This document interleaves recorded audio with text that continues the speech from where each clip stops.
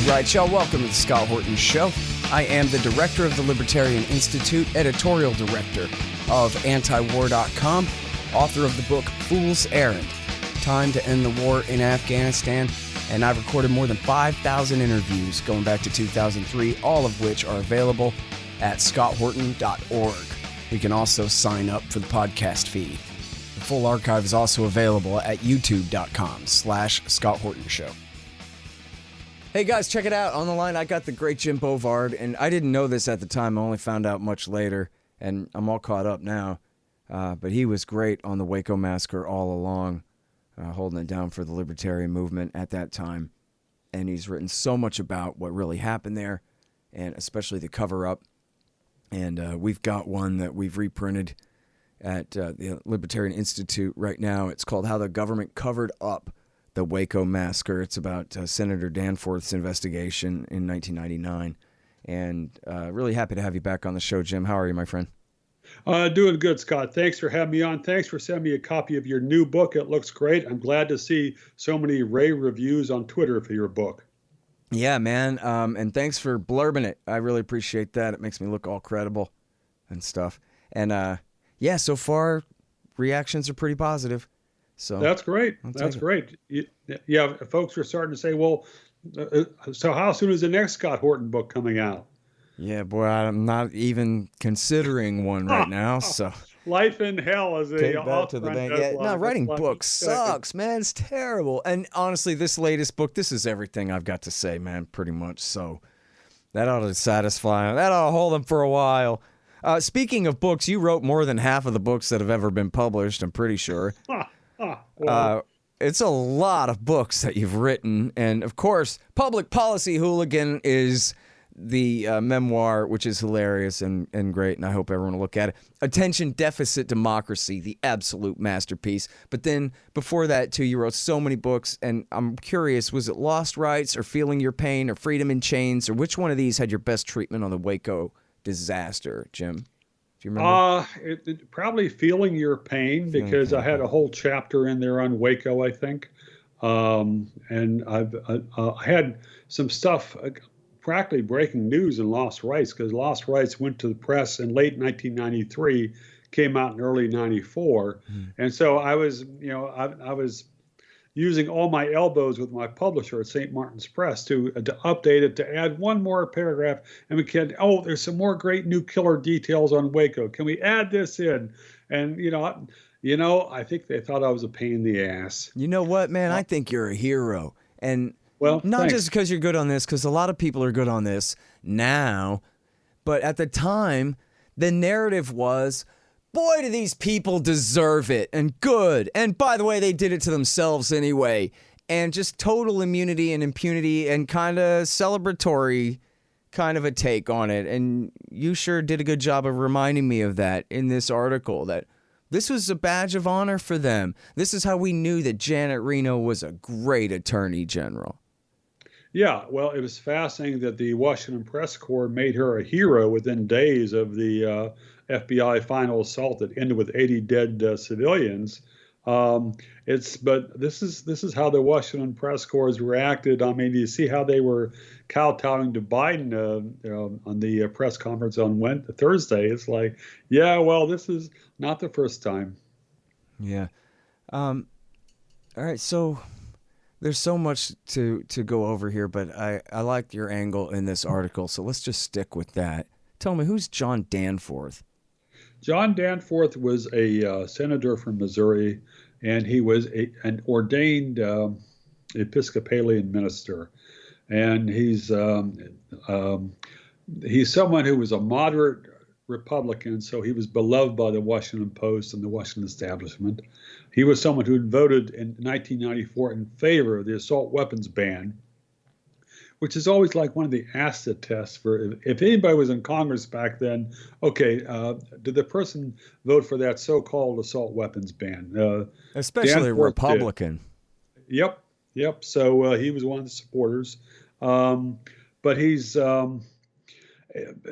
was folks mocked him as was it St. John? Was that the phrase? I think that was a phrase.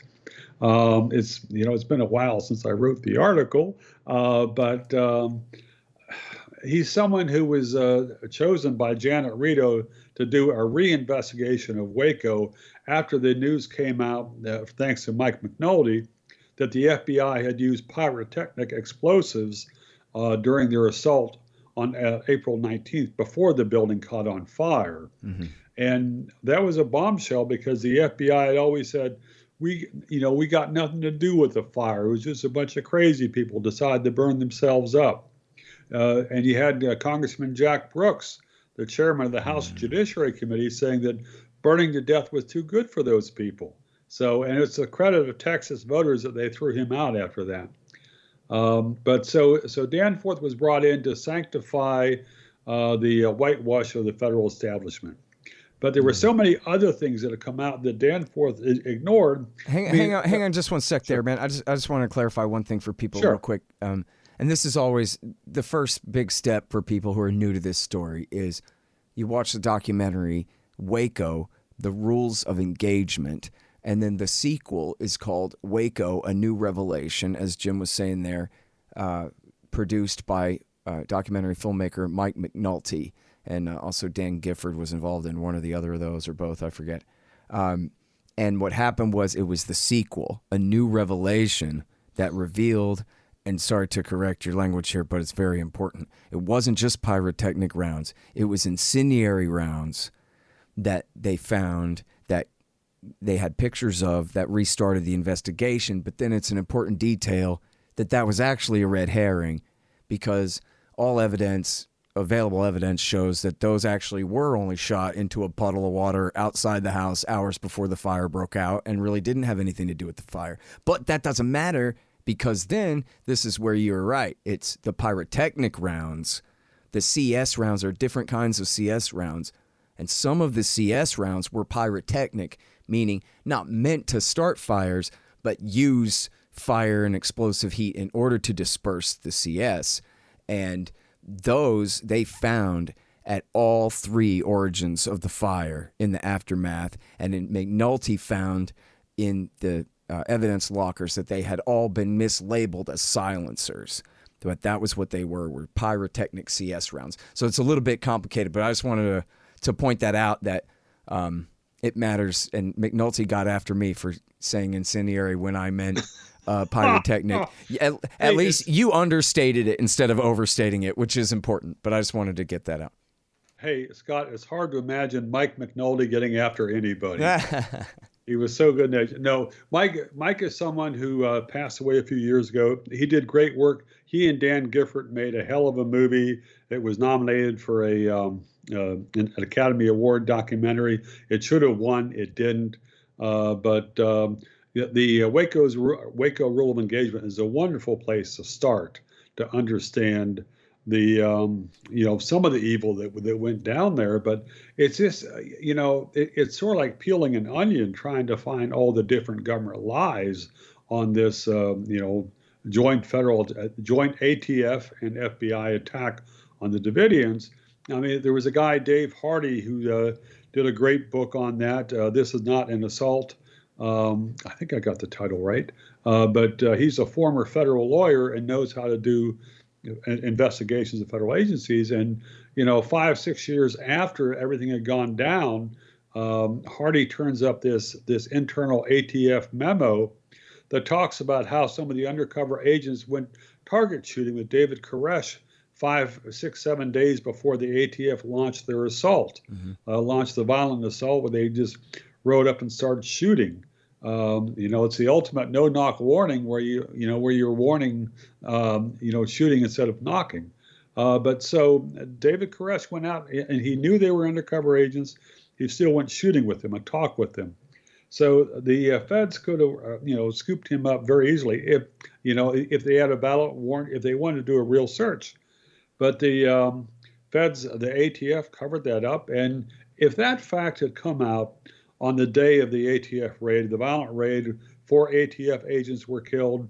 Quite a few Davidians were also killed in that February 28th raid. It would have changed the narrative completely, and it would have been a hell of a lot harder for the FBI to come in and treat all those people like, terrorists. because that was how the federal prosecutors characterized the Branch Davidians at the trial the following year, that they were a bunch of terrorists. And that's kind of chilling because you got some people in D.C. now, some people very high up in the government are saying, for instance, that all the protesters who entered the Capitol on January 6th, well, those are a bunch of terrorists too. What did they do? Well, they frightened Congress. Okay, so they must be terrorists. There were some people that were violent and assaulted police. That's in a different category. Most of the people who went in were peaceful. Most people who went in were nonviolent. But I'm getting astray, so. No, well, you're not. I mean, that's the important point here is not just, the horror show inflicted against these people, but our government's willingness to do such a thing and to justify such a thing to the ends of the earth with lies about mass suicide and with, as you said, Jack Brooks' statement that they deserved even worse and this kind of thing. When, whatever, I was 15 or 16, so that means a lot of the people listening to this show were way too young to remember this as it happened. But what they did was they took this little plot of land out in northeast of the city of Waco, which is the place where you stop for fast food on the way to Dallas, between Austin and Dallas. And they turned it into a foreign enemy nation. And they turned just the same way they do with Saddam Hussein or Putin. Iraq doesn't exist. The Iraqi people don't exist. The Russian people don't exist. It's just the demon leader of the enemy state. And that's what they did to David Koresh. And in doing so, they erased the identity of all those individual human beings in there, civilians, women and children, Texans, 100 miles from my front door. And they said, these people are the enemy to be destroyed. And boy, did the American people buy it, too. They loved it. They loved it at the time. Well, it's interesting. It was hard to get good information early on. I think there were a lot of Americans who were watching this and kind of thinking, what the hell is going on here? I think that I think there was more skepticism than what the polls showed. And it's interesting, back in 1994, Janet Reno was doing some tour out in the, I think it was Oklahoma. Was it Bob Ricks? Was he the spokesman for the Yes. FBI during Waco? Yeah. And Ricks said to her, look, people are concerned. People are upset about Waco. And she says, no, they aren't. It doesn't matter. Let's just brush it under the rug. I mean, the cover-up's going great. So if it was to the point where even the FBI spokesman was saying, hey, the people are getting, people are restless on this. But it's sad to see how much the cover-up succeeded.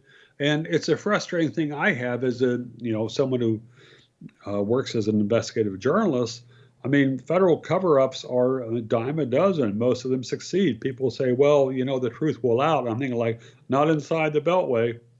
I mean, every now and then it does, but the odds are very much against it. Yeah. Every now and then, and you got to hammer so hard. But most of the journalists these days, they're more interested in being part of the political establishment than being hellraisers. Yeah, well, that's certainly true, and it was then too. But there were at least some good people who were paying attention, and I guess the Wall Street Journal or whoever, they were willing to publish you at the time, and that kind of thing. Right? Yeah, in 1995. Oh, so okay. That was when I wrote about Waco for them. Yeah. Okay, you guys, check it out. The new book is finally done. Enough already. Time to end the war on terrorism. It's available in paperback and Kindle. Also, the audiobook is coming, although that might take a little while. For all those who participated in the big fundraiser of 2019, I have the list, and you will be getting all your stuff as soon as my boxes of wholesale copies arrive. Thank you so much to everybody for your support of the show and of the Libertarian Institute, and I hope you like the book. Hey guys, Scott Horton here for ExpandDesigns.com. Harley Abbott and his crew do an outstanding job designing, building, and maintaining my sites, and they'll do great work for you. You need a new website? Go to expanddesigns.com/Scott and save $500. Hey guys, check out Listen and Think audiobooks. They're at listenandthink.com and, of course, on audible.com.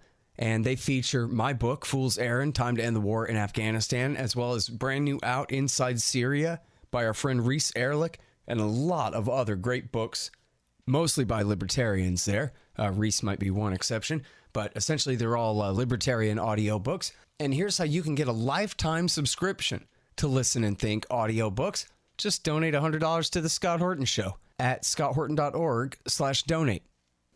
All right, now listen, I want to play this clip real quick just to establish a perspective here. This is from the sequel by McNulty, A New Revelation. It's Stephen Barry, who's a former Special Operations commander.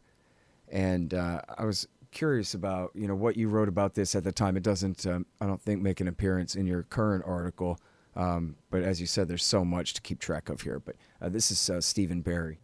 But I did talk to some combat applications group guys, and they did confirm that, yes, portions of B Squadron were there pulling triggers. All right, Combat Applications Group, CAG, that's Delta Force, Team B. And he was told, and there's another clip of a guy named Gene Cullen who was CIA, who also said that he was told personally by members of Delta Force that they were there in a firefight with the Branch Davidians in the back of the house there. It wasn't just the FBI hostage rescue team that murdered them, but it was the Army Delta Force, top-tier special operations forces. Yeah, that's a big point in McNulty's second movie. Has there been any more evidence that's come out since that movie to buttress that? That's a great question. I don't know about that. Those are two solid witnesses. I know that, but geez, I'd have to go back now and look, make a separate project out of that. I know that there's obviously plenty of proof, even Lee Hancock and the Dallas Morning News and so forth, about their presence there. But as far as they're actually being, riding around with the FBI and engaging in the firefight, as far as I know, we have those two witnesses to their confession, but that's it. Yeah, it's my impression a lot of the Pentagon material on this has never been declassified. So that might answer some of the questions, but I don't think that they want to answer those questions. I wish we had more information on that charge, because it's a hell of a charge. So so. Well, and if it's true, it goes to show Bill Clinton's direct involvement, which he admitted to in a deposition that he gave the okay to Janet Reno. And he only admitted that in 1998, 5 years later. He had always let her take the rap for the whole thing. But if Delta Force was out there, presumably that was on the president's order or their own. But Janet Reno has no authority to order the Delta Force into action against anyone. And so, right. And it's telling, as far as the whitewash that John Danforth did, that there was no concern at all about the false claims by the ATF of a drug lab at the Branch Davidians' homes, which is how they justify bringing in a National Guard helicopter that may have started shooting at the Branch Davidians' house even before the agents arrived. Yeah. So, I mean, that's just a complete scam by the ATF people running the operation. But never mind. I mean, there was part of what exasperated me about the Danforth report was the attitude, its complete contempt for the American people, and the thing that he comes out with there at the end. He says it's in today's world, it's perhaps understandable that government officials are reluctant to make full disclosure of information for fear that the result of candor will be personal or professional ruin. Any misstep yields howls of indignation and still more investigations. Right. Well, dude, maybe they shouldn't have sent the tanks in, Right. How do you expect us to admit the truth about what we do when then you're going to say that we should be held accountable for those things? You can't expect us to admit our guilt about stuff. What a great quote. There was and Danforth says the lesson of Waco was that the burden is on all of us to be more skeptical of those who make sensational accusations of evil acts by government. Mm-hmm. It's like, and he said he hoped his report would start the process of restoring the faith of the people in their government and the faith of the government in the people. And it's like, dude, what are you smoking? Yeah. I mean, restoring the faith of the government, the people would be more docile. They'd swallow whatever BS the FBI shovels. Yeah. No, I mean, it's the preamble to the Constitution. We, the politicians and militarists, in order to form a more perfect union, allow you, the citizenry, to exist in order that you can pay us to pretend to be your security force. It's all right there. You and Patrick Henry. Yeah, exactly right. And listen, talk about wild accusations of malfeasance. How about it's an absolute fact? It's an indisputable fact that they killed people from those Huey attack helicopters that they got from the Texas Guard by lying and pretending that David Koresh was cooking meth. And Winston Blake was eating breakfast in his bedroom when a helicopter flew by and killed him.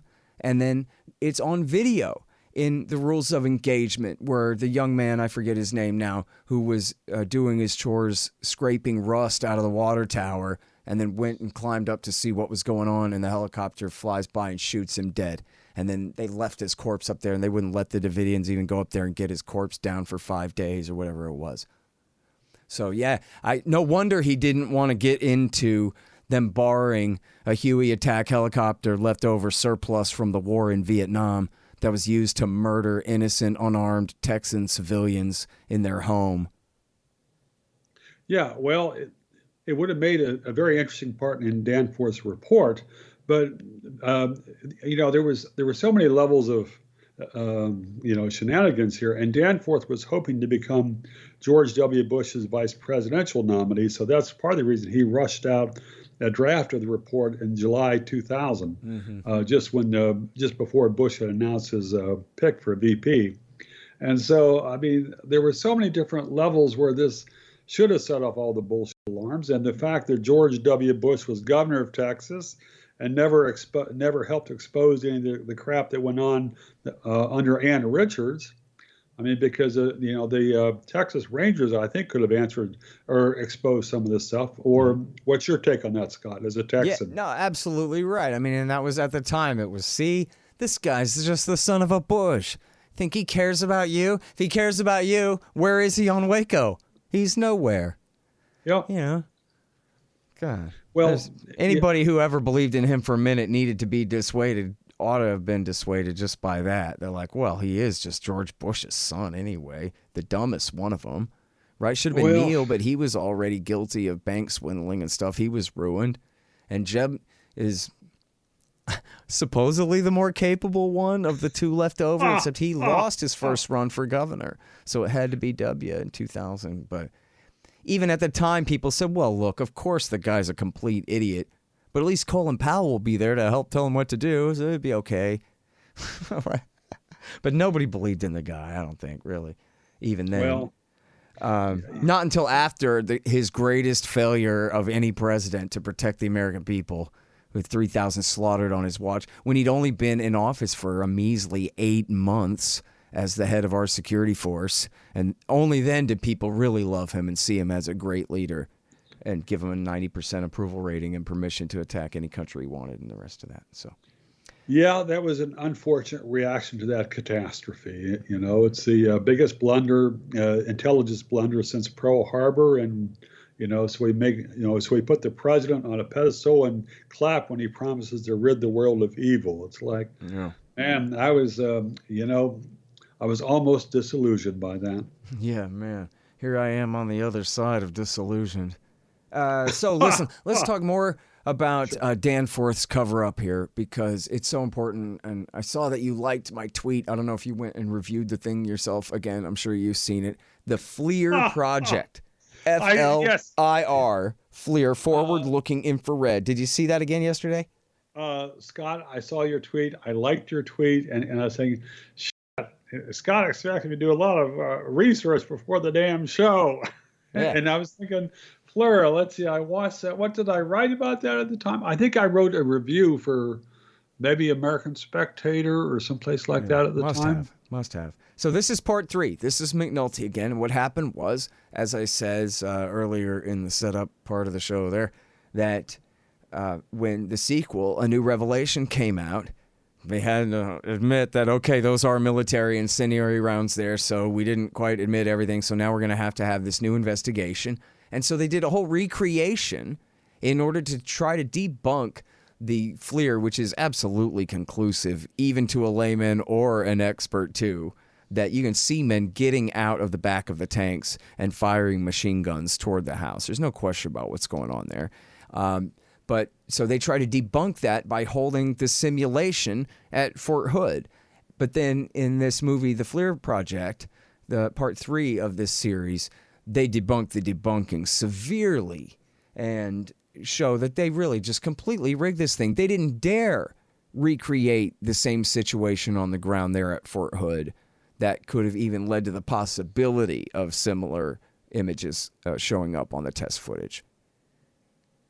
Yep. Well, that's how government reenactments tend to go. So, but yeah, Danforth out there was so much deference which was given to Danforth. And it's partly because the entire Washington establishment, as soon as Waco happened, they absolutely rallied around the Clinton administration, Janet Reno, FBI, ATF. It was, very much them against the American people, and the kind of people who were had doubts about Waco. I mean, it was kind of like the same way that they talk about deplorables. Hillary Clinton did, I guess. Right. It's a sign of being unwashed. Oh, you probably didn't graduate from college, if you know what I mean. Yeah. Or it's the kind of person that is so ill-mannered that they ask the wrong questions. I mean, this is something which has been, a factor in my career, for decades. And think about that. We're talking about they attacked a house with tanks and poison gas, and then somehow it lit on fire and 80 men, women, and children burned to death. And the burden is on you? You're such a kook for caring about that? Well, what does that say about everybody else? That's just fine then? Well, it does raise questions about the rule of law. It's interesting if you go back and look at some of the outtakes of the Congress had no real hearings on this for 2 years. In the summer of 1995, they did. Mm-hmm. Chuck Schumer was in the House at that point, and he was always, if there was a TV camera around, Schumer's going to be there like, that's too crude, but Schumer will be there. And he was always just kind of sneering. And there was a guy from Mississippi, congressman, not male, but but just utter contempt for the Branch Davidians and for anybody who didn't accept everything the government said, no matter how many times the government changed the story. I mean, it's similar to the invasion of Iraq. Okay, we've got story 1, we've got story 2, we've got story 3. They can't all be right. If we're going to trust the government, how's it possible to know when the government's how's it possible to know when the government is no longer lying? Right. And nobody's answered that question. Right. Yeah, that's the whole thing. And look at the crisis they're in now. You talk about the government's faith in the people must be restored here, in his words, in Danforth's words here. How's that going for you?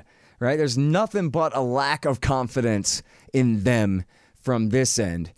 And then, so that means that they hate and fear us more than ever before. Radical, violent extremists means anyone who doesn't believe in the system presumably might break into open aggressive violence at any time, according to them.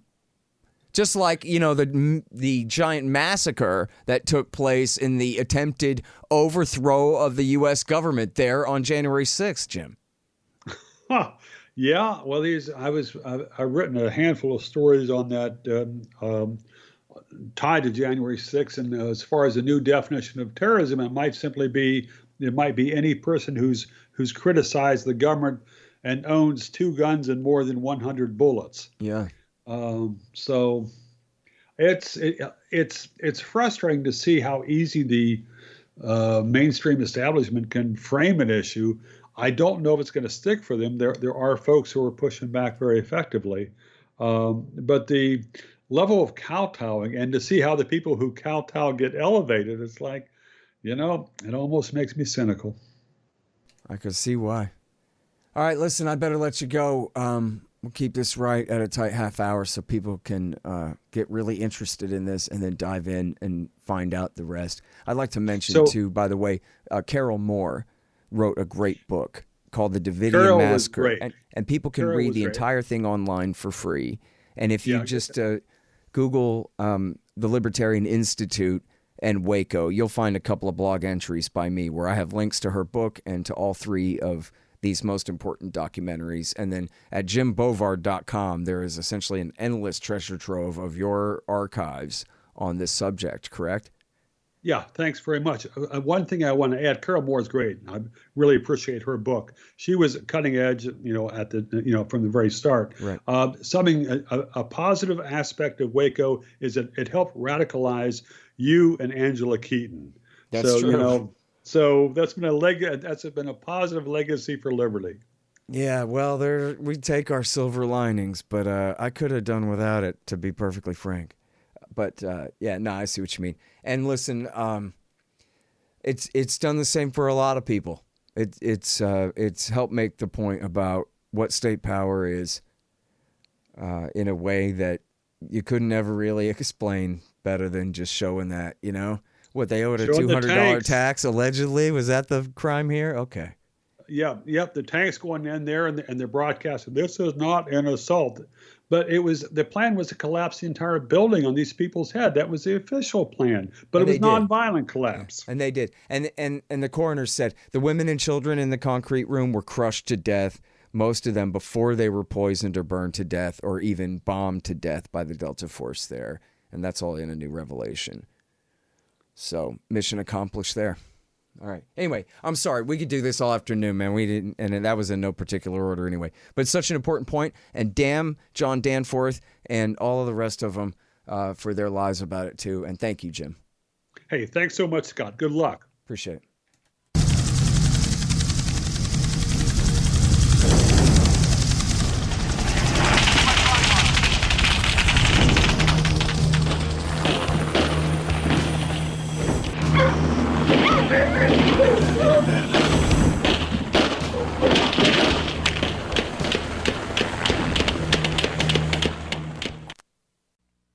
The Scott Horton Show, Anti-War Radio, can be heard on KPFK 90.7 FM in LA, APSradio.com, antiwar.com, scotthorton.org, and libertarianinstitute.org.